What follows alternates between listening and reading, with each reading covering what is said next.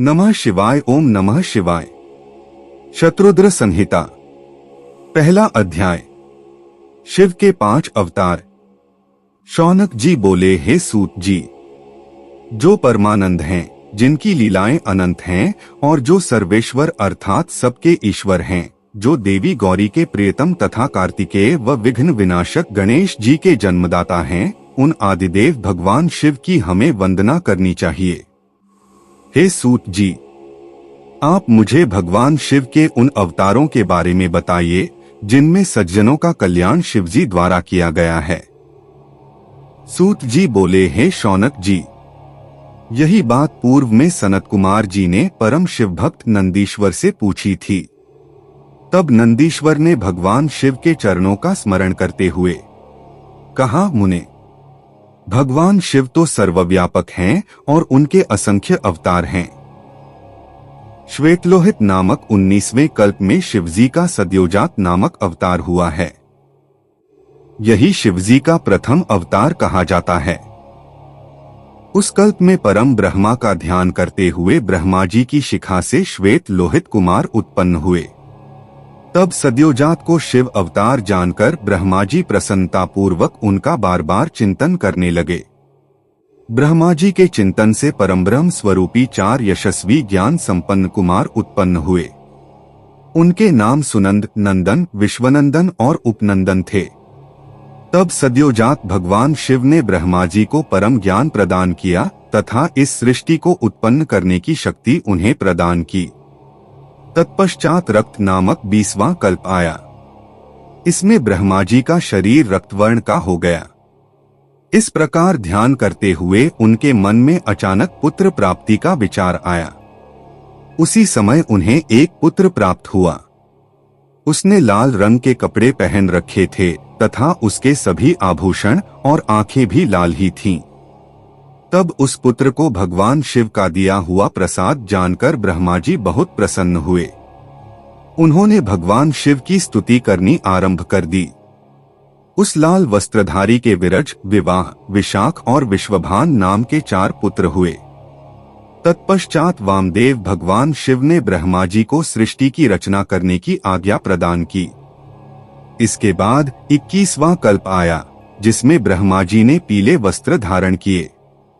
पुत्र कामना का ध्यान करते हुए ब्रह्मा जी को एक महान तेजस्वी दीर्घ भुजाओं वाला पुत्र प्राप्त हुआ।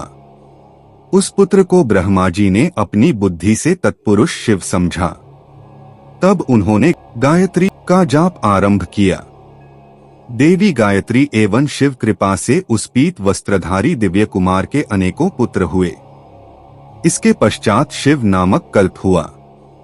इससे ब्रह्मा जी को हजारों वर्षों बाद एक दिव्य कुमार की प्राप्ति हुई। वह बालक काले रंग का था। उसने काले कपड़े, काली पगड़ी और सभी वस्तुएं काले रंग की ही धारण कर रखी थीं। तब इस अघोर तथा घोर पराक्रमी कृष्ण एवं अद्भुत देवेश को देखकर ब्रह्मा जी ने प्रणाम किया। फिर ब्रह्मा जी उनकी स्तुति करने लगे। उस कृष्णवर्णी कुमार के कृष्ण, कृष्णशिख, कृष्णास्य और कृष्ण कंठधारी नामक 4 पुत्र उत्पन्न हुए। ये सभी तेजस्वी और शिवस्वरूप ही थे। इन्होंने ही ब्रह्मा जी द्वारा रची जा रही सृष्टि का विस्तार करने के लिए घोर नामक योग का प्रचार किया। तत्पश्चात परम अद्भुत विश्वरूप नामक कल्प हुआ, जिसमें ब्रह्मा जी पुत्र की कामना से ध्यानमग्न थे। तभी उनके चिंतन से सिंहनाद करने वाली विश्वरूपा सरस्वती प्रकट हुई। साथ ही परमेश्वर के 5वें अवतार भगवान ईशान भी प्रकट हुए, जिनका रंग स्फटिक के समान उज्ज्वल था और उन्होंने अनेक प्रकार के सुंदर आभूषण धारण किए हुए थे। तब उन ईशान के जटी, मुंडी, शिखंडी और अर्धमुंड नामक 4 पुत्र हुए। इन बालकों ने भी योग का मार्ग अपना लिया। इस प्रकार मैंने जगत की हित कामना से भगवान शिव के सद्योजात नामक अवतार एवं शिवजी के ईशान, पुरुष, घोर, वामदेव और ब्रह्मा नामक 5 मूर्तियों के बारे में बताया। जो मनुष्य श्रद्धा भाव से भगवान शिव के इस अवतार को सुनता या पढ़ता है, वह इस संसार में सुख भोग कर परमगति को प्राप्त होता है। शत्रुद्र संहिता, दूसरा अध्याय। शिवजी की अष्टमूर्तियों का वर्णन। नंदीश्वर बोले, हे महामुने, अभी मैंने आपको भगवान शिव के श्रेष्ठ अवतारों के बारे में बताया जो सुखदाता और परम कल्याणकारी हैं। अब मैं आपको देवाधिदेव महादेव जी की 8 मूर्तियों के विषय में बताता हूँ।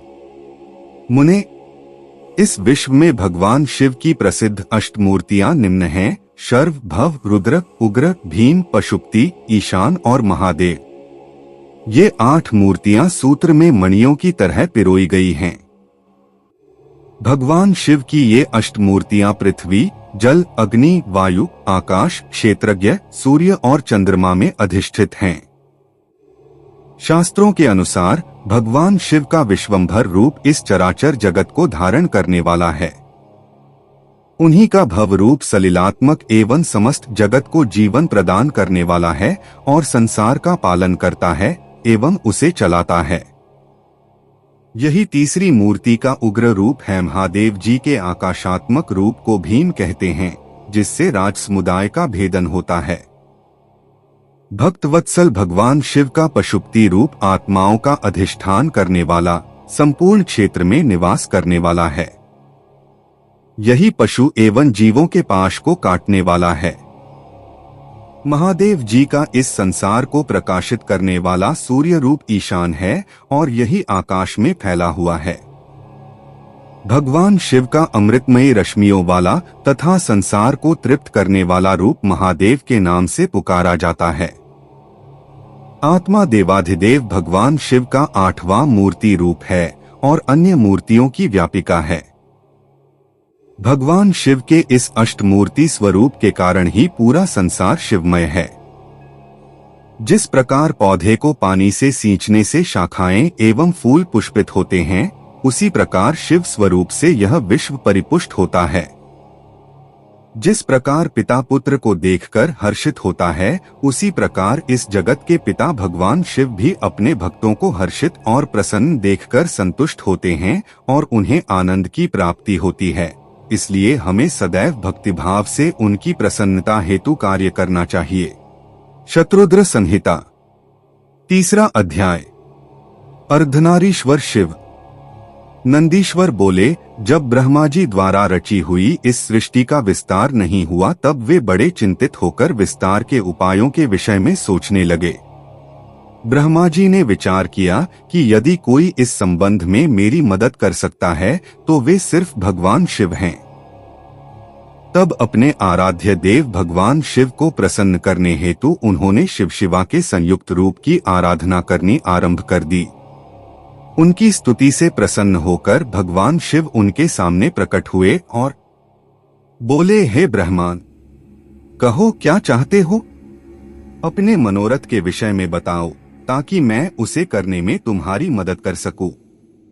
पूरा भगवान शिव के इस प्रकार के वचन सुनकर ब्रह्मा जी ने अपने दोनों हाथ जोड़कर भगवान शिव की स्तुति की और बोले, हे देवाधिदेव महादेव, शिवशंकर, आप तो अपने भक्तों के रक्षक हैं।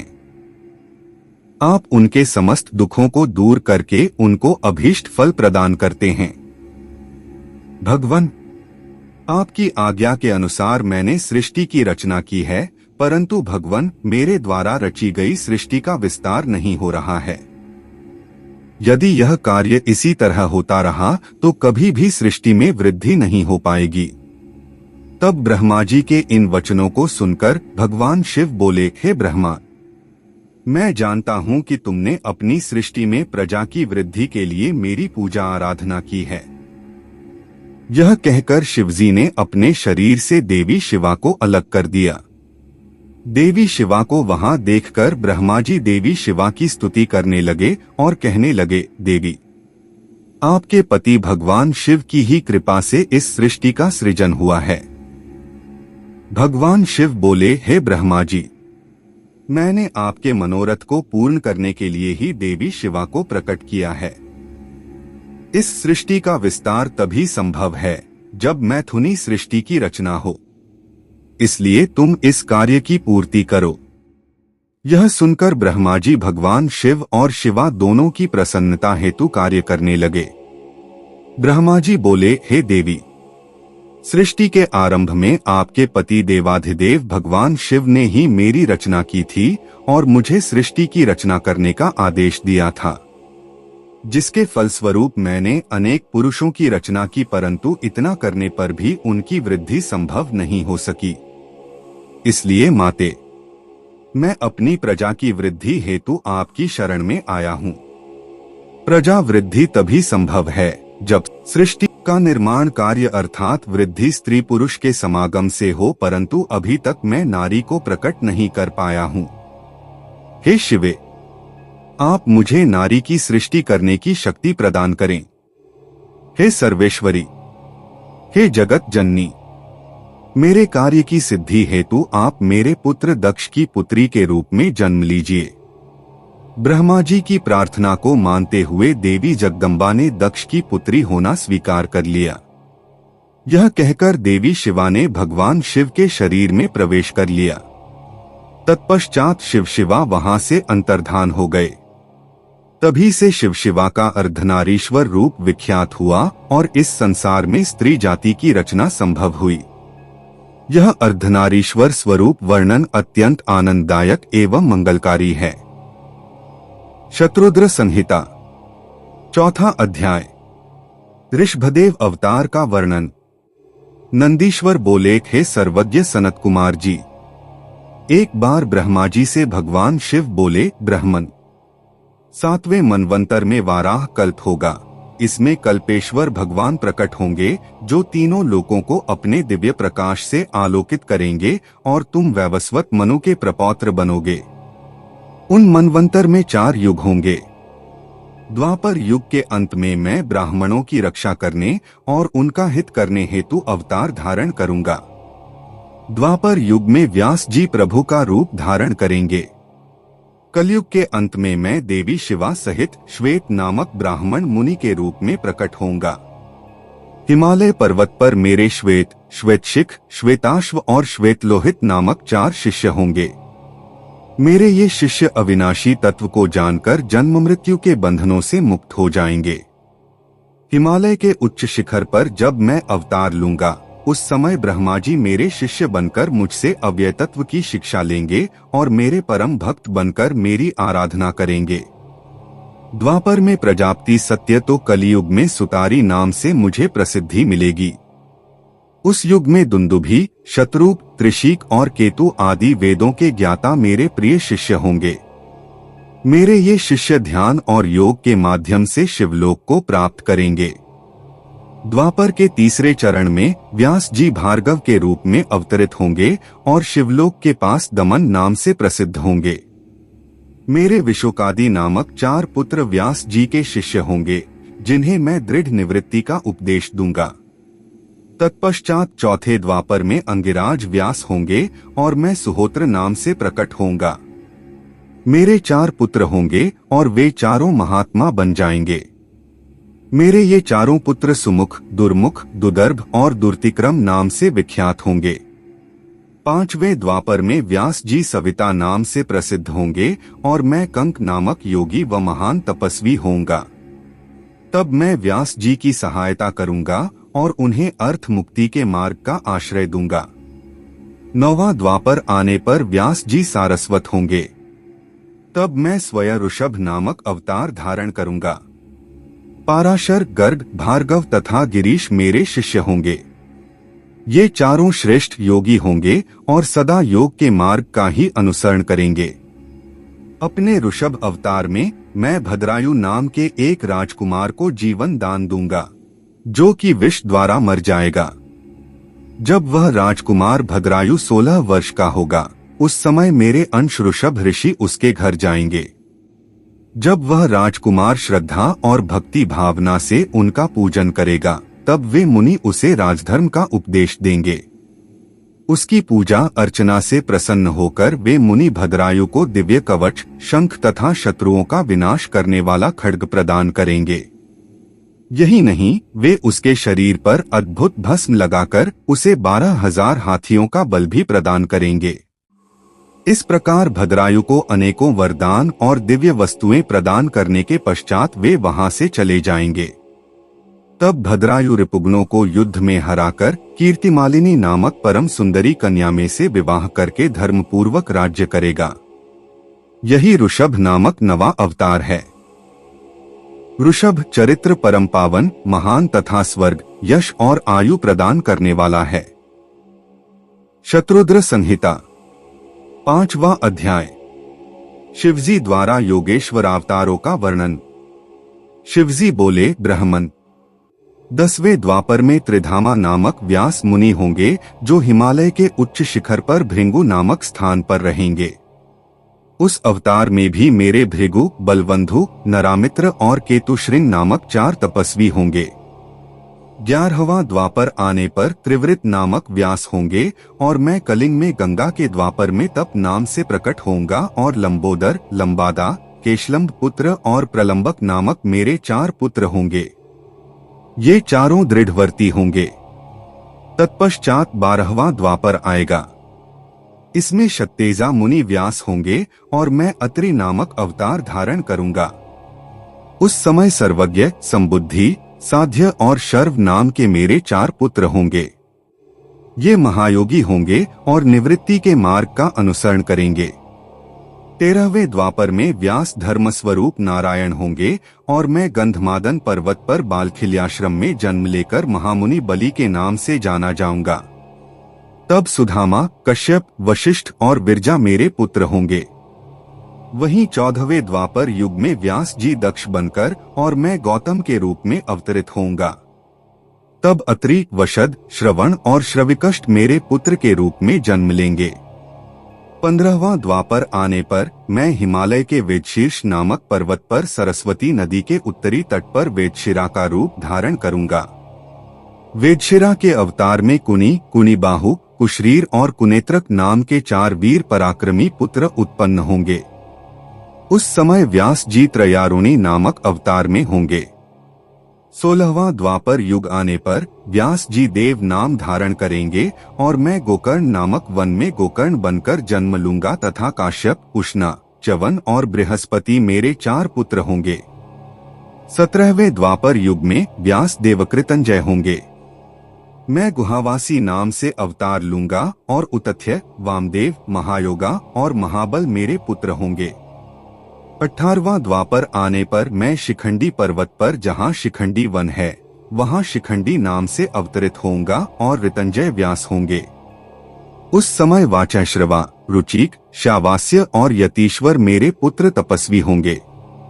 19वें द्वापर युग में महामुनि भारद्वाज व्यास होंगे और मैं माली नाम से हिमालय के शिखर पर जन्म में लूंगा। तब मेरी लंबी लंबी जटाएं होंगी। हिरण्यनामा, कौसल्य, लोकाक्षी और प्रधिमी जो कि गंभीर स्वभावी हैं, मेरे पुत्रों के रूप में जन्म लेंगे। 20वां द्वापर आने पर व्यास जी गौतम और मैं अट्टहास नाम से अवतार धारण करेंगे। सुमंत, वरवरी, विद्वान कबंध और कुनिबंधर मेरे योग संपन्न पुत्र होंगे। 21वें द्वापर युग में मैं दारुक नाम से पैदा होऊंगा और मेरे नाम से उस स्थान का नाम दारुवन हो जाएगा। पल्क्षक, दारभामनी, केतुमान तथा गौतम मेरे पुत्र होंगे और वाचश्रवा व्यास होंगे।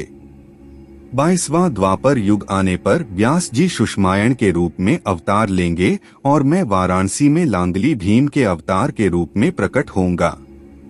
उस समय मुझ हलायुधधारी शिव का दर्शन सभी देवता करेंगे तथा भल्लरी, मधु, पिंग और श्वेतकेतु मेरे पुत्र होंगे तथा वे धार्मिक रुचि रखने वाले होंगे। 23वें द्वापर में व्यास तृणाबिंदु मुनि होंगे। तब मैं कालिंजर नामक पर्वत पर श्वेत नाम से उत्पन्न होऊंगा और उशिक, बृहद्रश्व, देवल और कवि नाम के 4 तपस्वी पुत्र होंगे। 24वें द्वापर में यक्ष व्यास होंगे। तब मैं शूली नामक महायोगी के रूप में जन्म लूंगा। शालिहोत्र, अग्निवेश, युवनाश्व और शरदवसु मेरे पुत्र होंगे। जब 25वां द्वापर युग आएगा उस समय शक्ति नाम से व्यास अवतार धारण करेंगे और मैं मुंडीश्वर नाम से प्रकट होऊंगा। 26वें द्वापर में पाराशर व्यास होंगे और मैं भद्रवट नगर में सहिष्णु के रूप में अवतरित होऊंगा। 27वां द्वापर आने पर मैं सोम शर्मा नाम से प्रभास नामक तीर्थ में अवतार धारण करूंगा। उस समय व्यास जी जातुकर्ण्य नाम से प्रसिद्ध होंगे। 28वें द्वापर युग में भगवान श्रीहरि विष्णु पराशर के पुत्र के रूप में जन्म लेंगे और उनका नाम द्वैपायन व्यास होगा। उस समय श्री कृष्ण अपने छठे अंश से वसुदेव के पुत्र के रूप में जन्म लेकर वासुदेव नाम से जगत प्रसिद्ध होंगे। तब मैं लकुली के नाम से प्रकट होऊंगा। इस प्रकार देवाधिदेव भगवान शिव ने मनवंतर के चतुर्युगियों के योगेश्वतारों का वर्णन किया। इन 28 योगेश्वतारों में उनके 4 परमप्रिय शिष्य होंगे, जो शरीर पर भस्म और मस्तक पर त्रिपुंड, गले में रुद्राक्ष की माला धारण किए होंगे। ये शिष्य विद्वान और भक्त होंगे। नमः शिवाय। ओम नमः शिवाय। शत्रुद्र संहिता 6वां अध्याय। नंदिकेश्वर अवतार। सनत कुमार जी ने पूछा, हे प्रभु, आप महादेव जी के अंश से उत्पन्न होकर भगवान शिव को कैसे प्राप्त हुए? कृपा कर मुझे इस उत्तम कथा का वर्णन सुनाइए। नंदीश्वर बोले, हे ब्रह्मापुत्र सनत कुमार जी, शिलाद नामक एक धर्मात्मा मुनि थे। एक बार जल पुत्र की कामना से शिलादी ऋषि इंद्र की तपस्या और उनका ध्यान करने लगे। तब देवराज इंद्र ने प्रकट होकर उनसे कहा कि मैं आपकी इच्छा को पूरा करने में असमर्थ हूँ। अतः आप परमपिता परमेश्वर भक्तवत्सल भगवान शिव की स्तुति करो, वे ही आपकी इच्छा पूरी करने में सक्षम हैं। यह सुनकर शिलाद प्रसन्न होकर पूर्ण भक्ति भावना और श्रद्धा पूर्वक देवाधिदेव भगवान शिव की तपस्या करने लगा। शिलाद की कठोर तपस्या से प्रसन्न होकर भगवान शिव ने उसे साक्षात दर्शन दिए और बोले, हे शिलाद, ब्रह्मा जी, श्रीहरि विष्णु सहित सभी देवताओं और ऋषि मुनियों ने मेरे अवतार धारण करने के लिए मेरी तपस्या की और मुझे सभी इस पूरे संसार का पिता मानते हैं। फिर भी मैं आपको अपना पिता बनने का वरदान देता हूँ। मैं आपका अयोनिज पुत्र बनकर जन्म लूंगा और मेरा नाम नंदी होगा। यह कहकर भगवान शिव वहां से अंतर्धान हो गए। तत्पश्चात शिलाद भगवान शिव की जय जयकार करते हुए अपने आश्रम में चले गए। वहां उन्होंने सभी को यह बात बताई। कुछ समय उपरांत मेरे पिता शिलाद यज्ञ भूमि को सही कर रहे थे कि उसी समय मैं भगवान शिव की आज्ञा से उनके शरीर से उत्पन्न हुआ। तब चारों ओर प्रसन्नता छा गई। जब मेरे पिता शिलाद ने मेरे बाल रूप को देखा, जो सूर्य और अग्नि के समान तेज, प्रभावशाली और प्रकाशमान था, हाथ में त्रिशूल एवं सिर पर जटाजूट धारण किया था, तो मेरा रूप देखकर वे आनंद से झूम उठे। शिलाद बोले, हे सुरेश्वर, आपने मुझे बहुत आनंद दिया है, इसी कारण मैं आपका नाम नंदी रखता हूँ। तब मेरे पिता अत्यंत प्रसन्न होकर भगवान शिव की स्तुति करने लगे। तत्पश्चात वे अपनी कुटिया में चले गए। उस कुटिया में जाकर मैंने अपने इस रूप का त्याग कर दिया और साधारण बालक की भांति रहने लगा। तब मेरे पिता शिलाद ने मेरे नामकरण आदि संस्कार पूरे किए। 5 वर्ष का होने पर मुझे संपूर्ण वेदों का अध्ययन कराया गया। जब मैं 7 वर्ष का हुआ तो देवाधिदेव भगवान शिव की आज्ञा से मित्र और वरुण नामक मुनि मुझे देखने मेरे आश्रम आए। मेरे पिता शिलाद ने उन दोनों को उत्तम आसन पर बैठाया और उनकी बहुत आवभगत की। तब वे दोनों मुझे बार बार निहारने लगे और कुछ देर पश्चात वे मेरे पिता से बोले, हे तात, तुम्हारा यह पुत्र इतनी छोटी आयु में ही सब शास्त्रों का ज्ञाता हो गया है, लेकिन इसकी आयु तो बहुत कम है। इसके जीवन का तो मात्र 1 वर्ष शेष रह गया है। तब उन दोनों की बातें सुनकर मेरे पिता शिलाद अत्यंत दुख से भर गए और रोने लगे। अपने पिता को इस प्रकार दुखी देखकर नंदीश्वर ने उनसे प्रश्न किया। वे पूछने लगे, पिताजी, आप किस कारण इतना दुखी हो रहे हैं? तब पिता शिलाद ने मुझे मेरी अल्पायु के विषय में बताया। तब मैं बोला, हे पिताजी, आप इस प्रकार दुखी न हो। मुझे देवता, दानव, यक्ष, गंधर्व, काल, यमराज या कोई भी मनुष्य नहीं मार सकता। मेरी अल्पायु में मृत्यु नहीं होगी। मेरे इस प्रकार के वचनों को सुनकर मेरे पिता शिलाद ने पूछा कि पुत्र, तुमने ऐसा कौन सा तप किया है या तुम्हें ऐसी कौन सी शक्ति प्राप्त हो गई है जो तुम ऐसा कह रहे हो? तब मैंने कहा, हे पिताजी, मैं भगवान शिव की आराधना और स्तुति से ही मृत्यु को दूर भगा दूंगा। आप चिंता न करें। यह कहकर नंदी ने पिता शिलाद को प्रणाम किया और स्वयं वन की ओर चल दिया। शत्रुद्र संहिता 7वां अध्याय। नंदी को वर प्राप्ति और विवाह वर्णन। नंदीश्वर बोले, हे महामुने, मैंने वन में जाकर घोर तपस्या करनी शुरू कर दी। मैं स्वच्छ मन और श्रद्धा भाव से भगवान शिव के 3 नेत्र, 10 भुजा तथा 5 मुख वाले रूप का ध्यान करते हुए मंत्र का जाप करने लगा। मेरी दुष्कर तपस्या से अभिभूत होकर भगवान शिव प्रसन्न हो गए। तब भगवान शिव ने देवी पार्वती सहित मुझे दर्शन दिए। भगवान शिव बोले, हे शिलाद पुत्र नंदी, मैं तुम्हारी इस तपस्या से बहुत प्रसन्न हुआ हूँ। तुम जो चाहो मनोवांछित वर मांग सकते हो। तुम्हारी इच्छा मैं अवश्य पूरी करूंगा। देवाधिदेव भगवान शिव के ये उत्तम वचन सुनकर मैं उनके चरणों में गिर पड़ा और पुनः उनकी स्तुति करने लगा। तब भगवान शिव ने अपने हाथों से मुझे ऊपर उठाया और बोले, हे वत्स नंदी, मेरे होते हुए भला तुम्हें मृत्यु भय कैसा? तुम अजर अमर हो और सदा मेरे गणनायक बनकर रहोगे।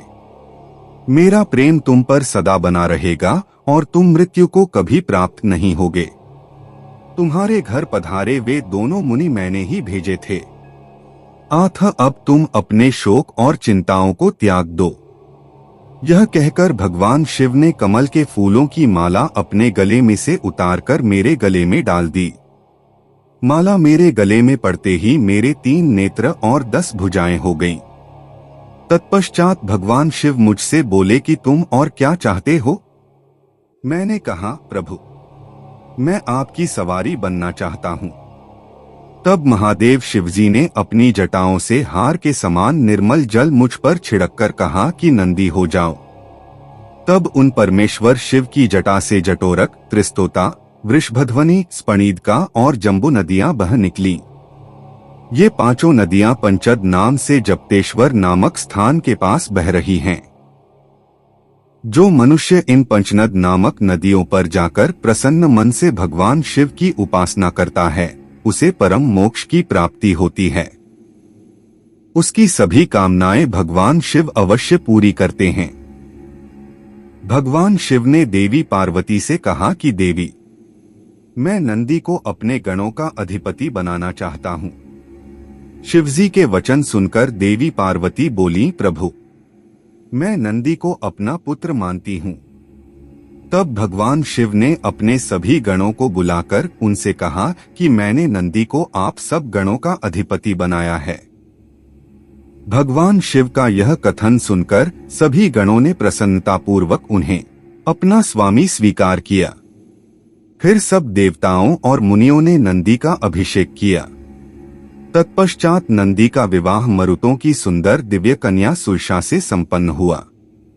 नंदी ने सपत्नीक परमेश्वर शिव को नमस्कार किया। महादेव जी ने नंदी को ऐश्वर्य संपन्न, महायोगी, महान धनुर्धारी, अजय और महाबली होने का आशीर्वाद प्रदान किया। देवी पार्वती ने प्रसन्नतापूर्वक नंदी से मनोवांछित फल मांगने के लिए कहा। नंदी बोला कि हे माते, मेरी सदैव आपके चरणों में भक्ति बनी रहे। यह सुनकर देवी पार्वती ने उसकी इच्छा पूर्ण कर दी।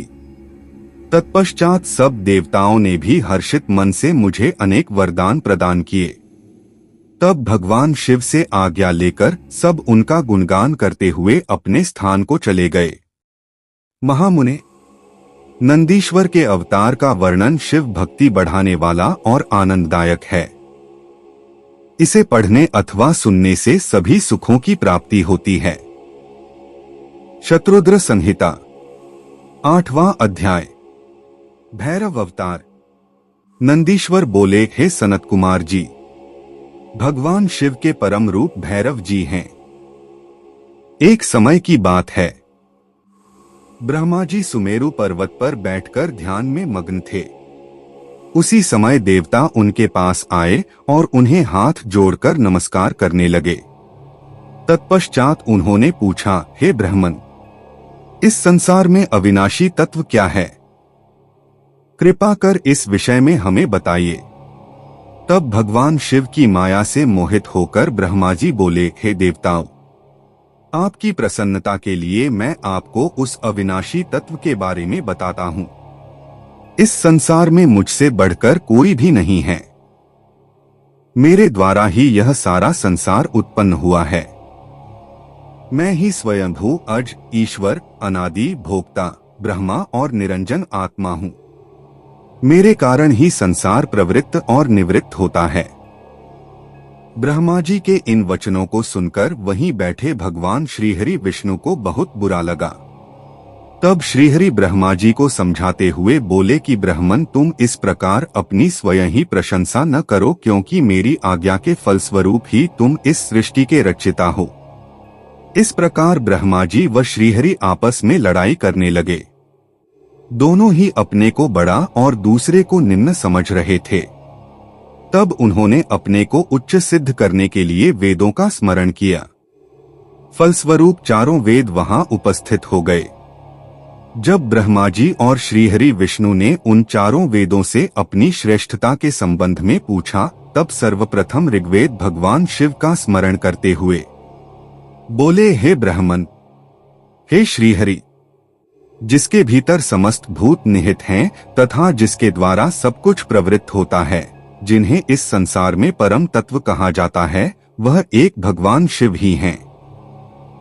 तब यजुर्वेद बोले कि उन परमेश्वर भगवान शिव की कृपा से ही वेदों की प्रामाणिकता भी सिद्ध होती है।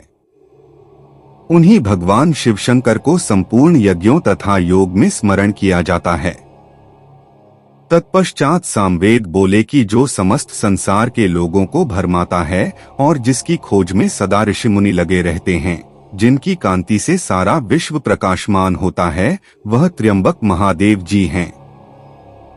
इस पर अथर्व बोल उठे, भक्ति से साक्षात्कार कराने वाले तथा समस्त दुखों का नाश करने वाले एकमात्र देव भगवान शिव ही हैं। वेदों द्वारा कहे गए इन वचनों को सुनकर ब्रह्मा और विष्णु बोले, हे वेदों, तुम्हारे वचनों से सिर्फ तुम्हारी अज्ञानता ही झलकती है। भगवान शिव तो सदा नंगे रहते हैं, अपने शरीर पर भस्म धारण करते हैं। उनके सिर पर जटाजूट व गले में रुद्राक्ष है।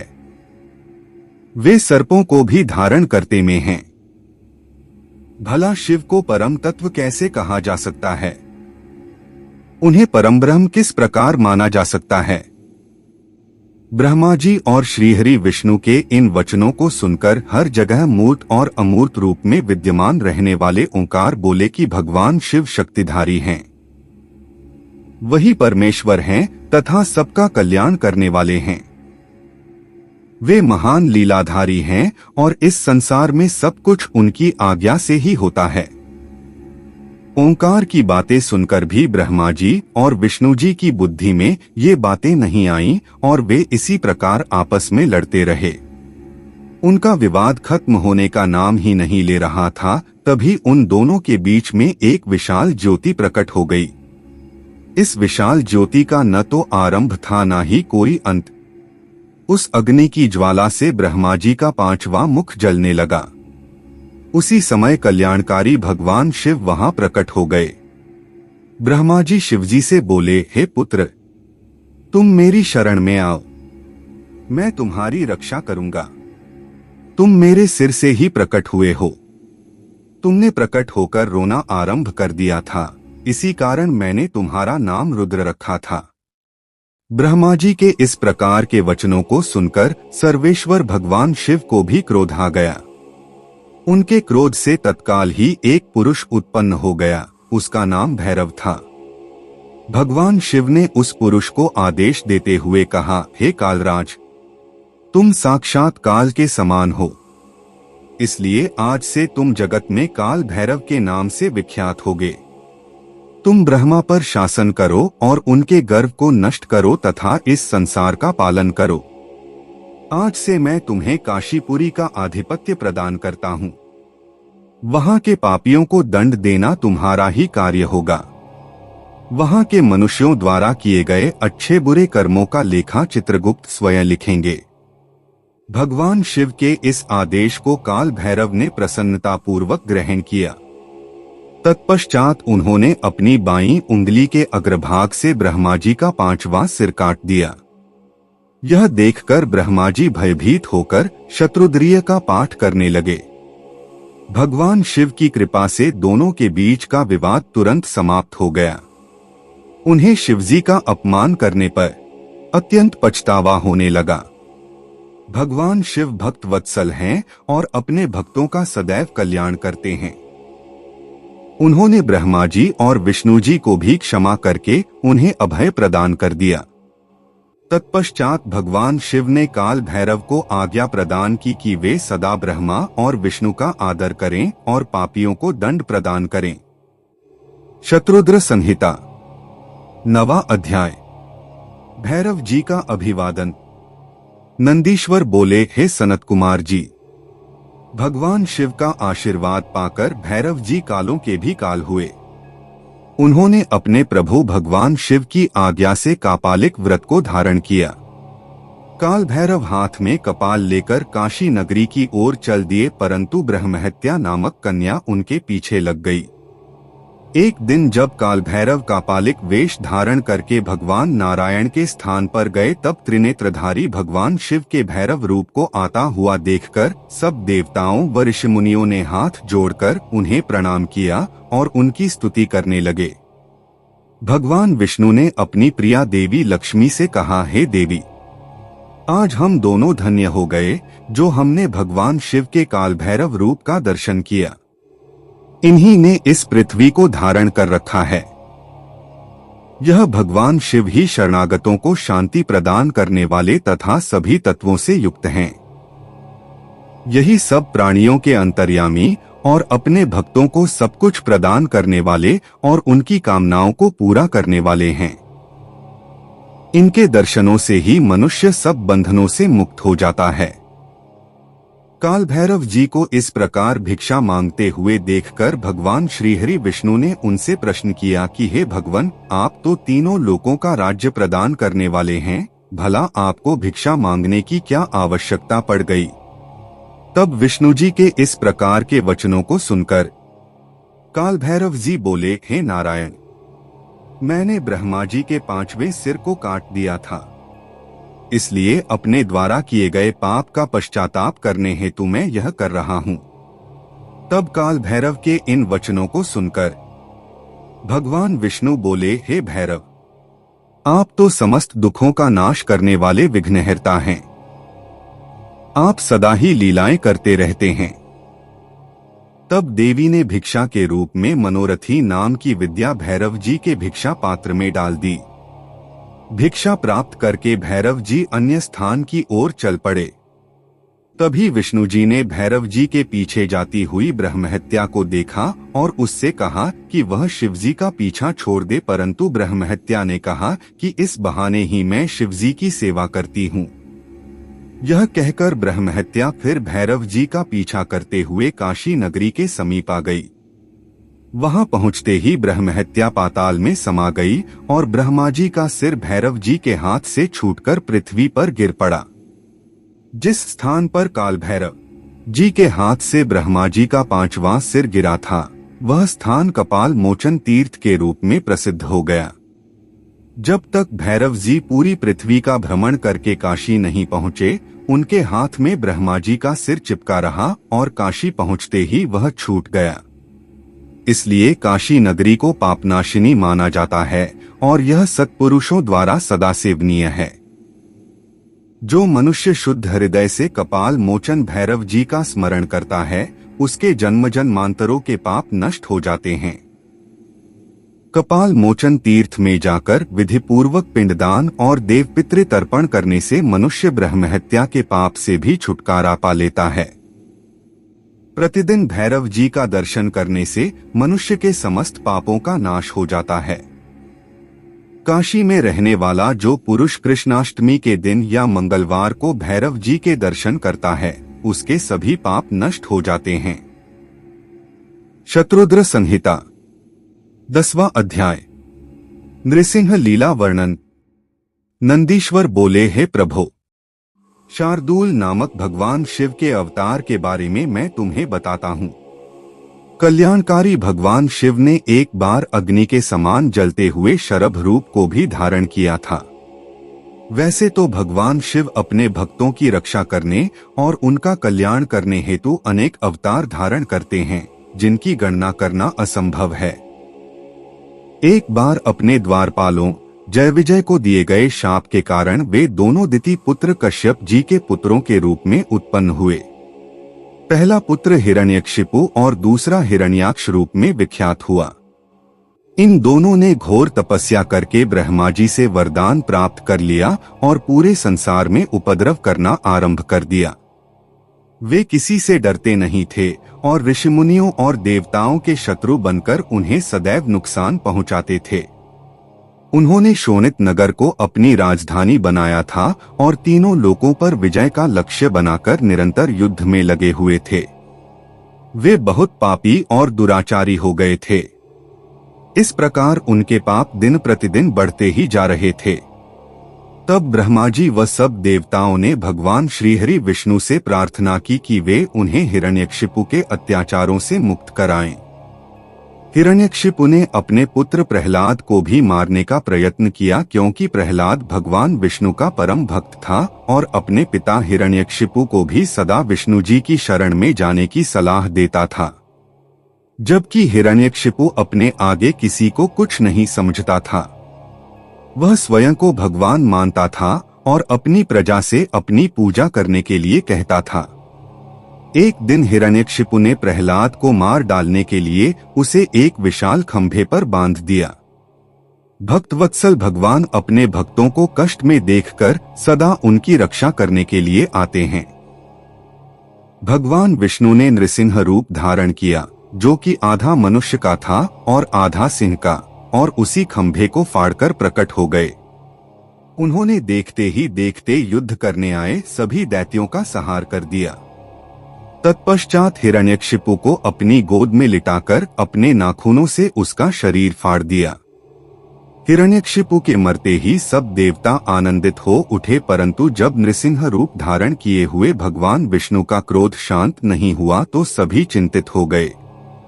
तब अपने आराध्य भगवान विष्णु का क्रोध शांत करने के लिए उनके भक्त प्रहलाद ने उनकी स्तुति की। प्रहलाद की स्तुति से प्रसन्न होकर विष्णु जी ने उन्हें गले से लगा लिया, परंतु फिर भी उनके क्रोध की ज्वाला शांत नहीं हुई। तब सब देवता भक्त वत्सल कल्याणकारी भगवान शिव की शरण में गए और उनसे विष्णु के क्रोध को शांत करने की प्रार्थना की। उनकी प्रार्थना सुनकर सर्वेश्वर शिव ने उन्हें कहा, हे देवताओं, आप लोग चिंता का त्याग करके अपने अपने धाम को जाइए, मैं भगवान श्रीहरि विष्णु को अवश्य शांत करूंगा। तब देवता प्रसन्नता पूर्वक अपने धाम को चले गए।